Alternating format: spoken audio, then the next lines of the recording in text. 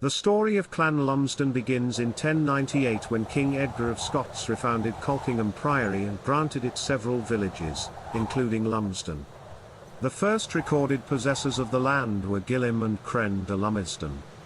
Over time, the Lumsden lands were divided into Easter and Wester Lumsden.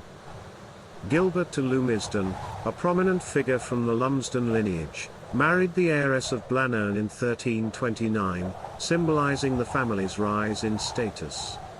Gilbert's eldest son, also named Gilbert, established branches of the family in Berwickshire and Fife, including Airdrie, Innergellie, Stravithie, Lathallan, and Rennyhill.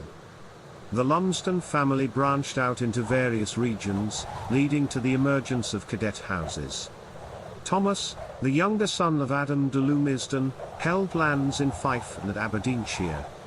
His descendants became the northern Lumsdens of Cushine-Lumsden, Tillycairn, Clova, and Auchindior.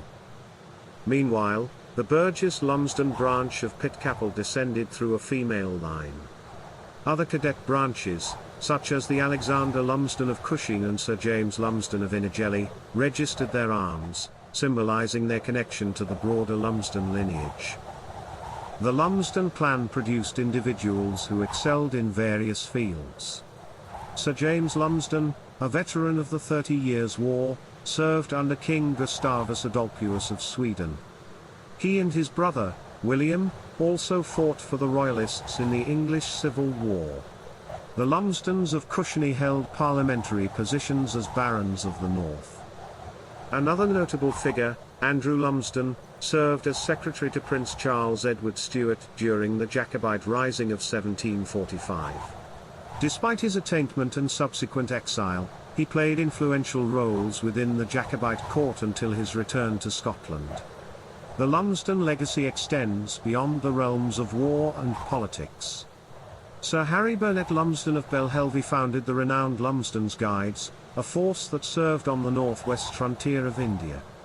His introduction of the khaki uniform, derived from the Urdu word for dust-coloured, proved influential and became widely adopted by the British Army. The Lumsden Castle of Tillycairn, lovingly restored by the present Baron of Cushine, stands as a testament to the family's enduring heritage. In 1972, the House of Lumsden Association was formed, uniting Lumsdens worldwide and fostering connections among family members.